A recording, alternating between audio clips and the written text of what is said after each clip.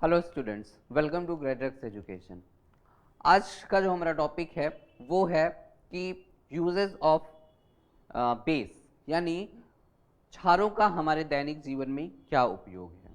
देखिए, केमिस्ट्री के साथ प्लस पॉइंट ये है कि हम आज अपनी डेली लाइफ में केमिस्ट्री का इतना ज़्यादा यूज़ करते हैं कि हम उसको अपने डेली लाइफ के जो सामान होते हैं जिनको हम यूज़ करते चले आ रहे हैं उनमें हर में आपको कोई ना कोई केमिकल प्रॉपर्टीज़ से रिलेटेड चीज़ें मिल जाएंगी। जैसे आपके एसिड मिल जाएंगे, आपके बेस मिल जाएंगे, आपके अल्कोहल मिल जाएंगे।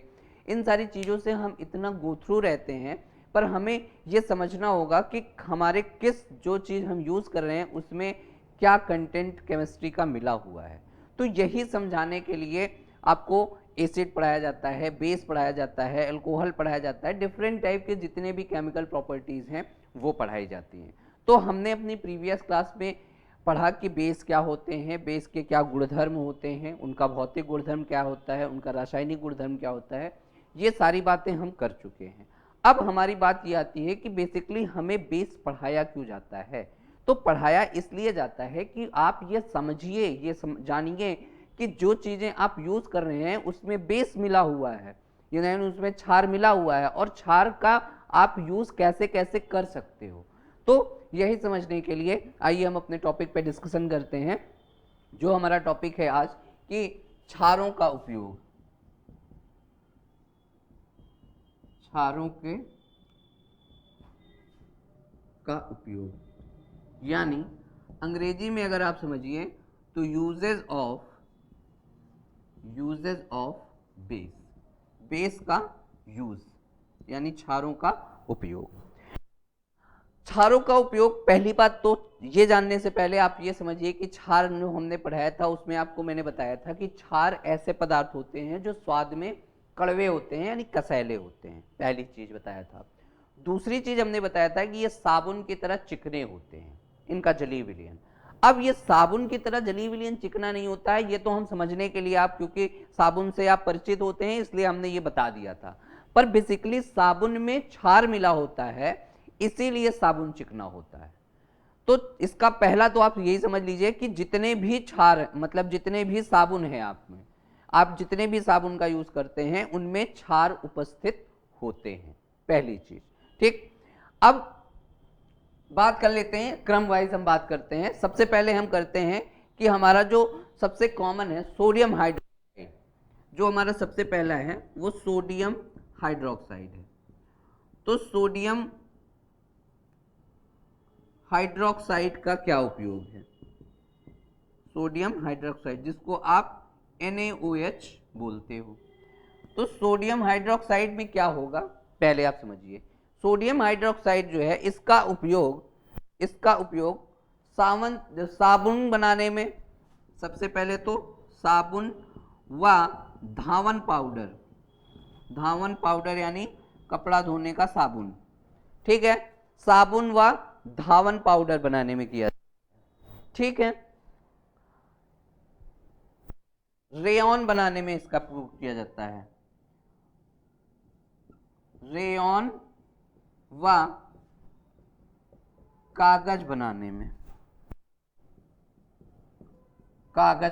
में, ठीक है। रेयॉन या नियॉन, रेयॉन क्या है? एक प्रकार का कृत्रिम रेशा है। तो रेशे से क्या होता है कि हम क्या बनाते हैं, रेयॉन जो कृत्रिम रेशा है, तो रेशे से हम कपड़े बनाते हैं। तो इसका मतलब क्या है, सोडियम हाइड्रोक्साइड में क्या होता है, सबसे ज्यादा यूज हम मेजर अमाउंट में यूज होता है सबसे ज्यादा इसका साबुन व धावन पाउडर बनाने में। इसका मतलब क्या है कि जो आप कपड़े धुलने का सर्फ यूज करते हैं उसमें, और इसके साथ साथ जो आप नहाने के लिए साबुन यूज करते हैं उसमें, इन दोनों में क्या होता है, सोडियम हाइड्रोक्साइड उपस्थित होता है।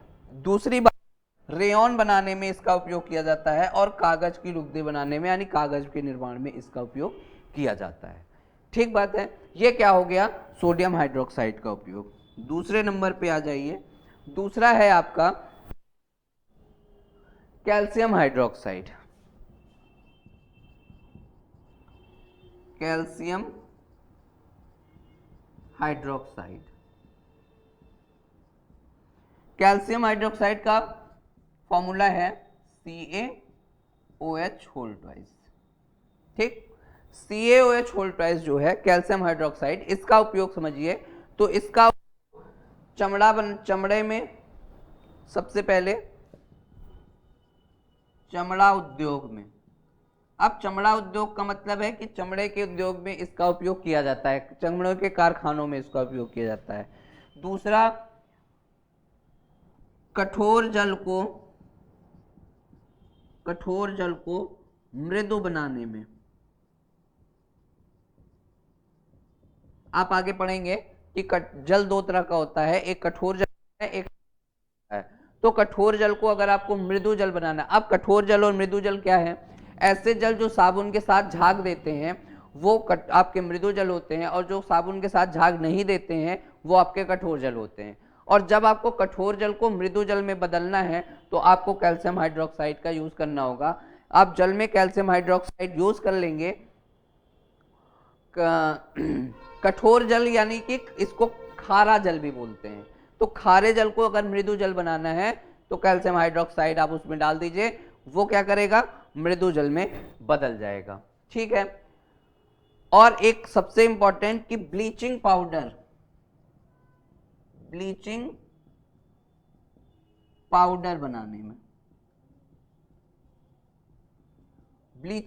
बनाने में भी इनका उपयोग किया जाता है। यानी कैल्शियम हाइड्रोक्साइड का यूज चमड़ा उद्योग में, कठोर जल को मृदु जल बनाने में और ब्लीचिंग बनाने में किया जाता है। दो बातें हो गई। आइए तीसरी बात करते हैं। तीसरा है आपका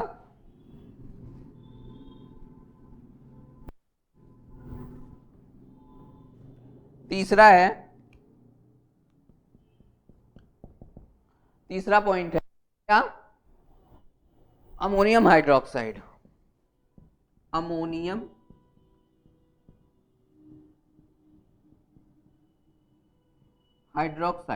यानी NH4OH, तो अमोनियम हाइड्रोक्साइड। अब अमोनियम हाइड्रोक्साइड का उपयोग क्या किया जाता है?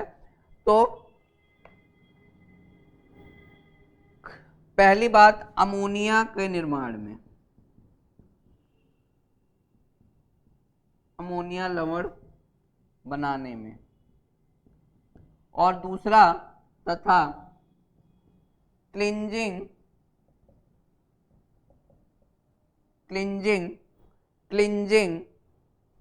ठीक है, क्लिंजिंग एजेंट के रूप में।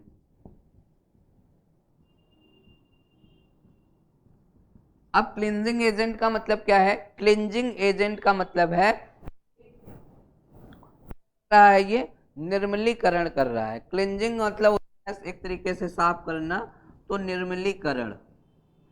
तो क्लिंजिंग मिल्क यूज होती हैं, तो क्लिंजिंग मिल्क जो बनते हैं उनमें क्या होता है? अमोनियम हाइड्रोक्साइड का यूज किया जाता है। तो अमोनियम हाइड्रोक्साइड का यूज हम कहाँ करते हैं? अमोनिया लवण के निर्माण में करते हैं और क्लिंजिंग एजेंट के रूप में इनका उपयोग किया जाता है। लास्ट में एल्युमिनियम हाइड्रोक्साइड। तीसरा देखिए, एल्युमिनियम हाइड्रोक्साइड का क्या यूज है? चौथा, एल्युमिनियम हाइड्रोक्साइड।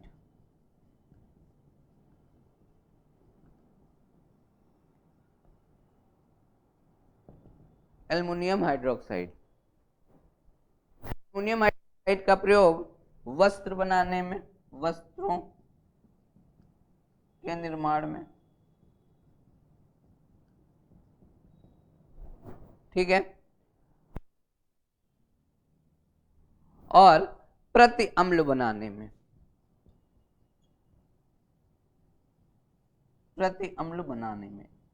अब प्रति अम्ल का मतलब क्या है? प्रति अम्ल का मतलब हुआ एंटी एसिड, यानी कि अम्ल के अगेंस्ट जो दूसरा मतलब उसका अपोजिट बनेगा वो होगा प्रति अम्ल। तो एल्युमिनियम हाइड्रोक्साइड का उपयोग वस्त्र के निर्माण में, यानी वस्त्रों को बनाते समय हम एल्युमिनियम हाइड्रोक्साइड का यूज करते हैं। और दूसरी बात, हम प्रति अम्ल बनाने में भी इसका उपयोग करते हैं। तो ये आपके कुछ उदाहरण थे किसके, अम्ल क्षारों के उपयोग के, जो हम यूज करते आ रहे हैं। अब जैसे एक एग्जांपल के तौर पे समझिए कि आपका जो टूथपेस्ट होता है वो क्या होता है, क्षारीय गुणधर्म लिए होता है। आइए कुछ जो आपके डेली यूज की चीजें हैं उन पे थोड़ा सा डिस्कशन करें।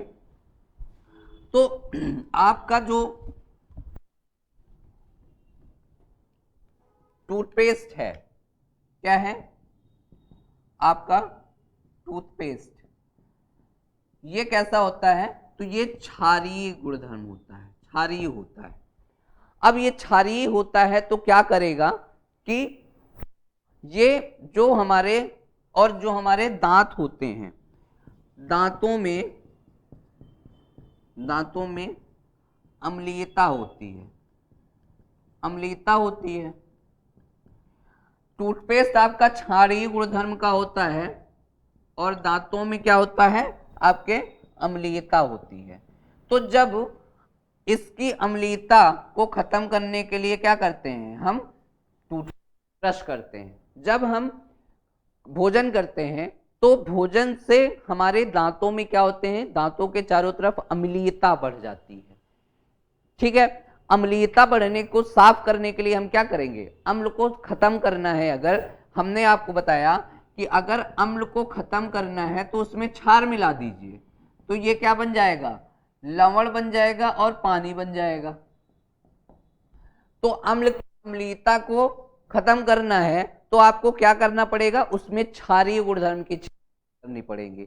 तो हमारे पास क्या है, टूथपेस्ट है वो क्षारीय गुणधर्म का इसीलिए बनाया जाता है। यानी कहने का मतलब क्या है कि टूथपेस्ट में क्या होता है, क्षार उपस्थित होता है और आपके दांतों में भोजन करने के पश्चात अम्लीयता बढ़ जाती है। इसलिए हमको क्या करना चाहिए, टूथपेस्ट जो यूज है वो क्षारीय गुणधर्म का होना चाहिए और वो क्षारीय गुणधर्म अम्लों के साथ अपक्रिया करके उसको क्या करता है, न्यूट्रलाइज कर देता है, उदासीन कर देता है। तो इस तरीके से आप समझिए कि हम दैनिक जीवन में क्षारों का और जो है अम्लों का कैसे उपयोग करते हैं। आई होप आपको आज की क्लास में मजा आया होगा, आपको इंटरेस्ट जगेगा और चीजें जानने की। आप खोजिए कि आप अपनी दैनिक लाइफ में ऐसी कौन कौन सी चीजें हैं जिनमें अम्ल मिलता है और ऐसी कौन कौन सी चीजें हैं जिनमें क्षार मिलता है। ठीक है, आज की क्लास में इतना ही। Thank you very much.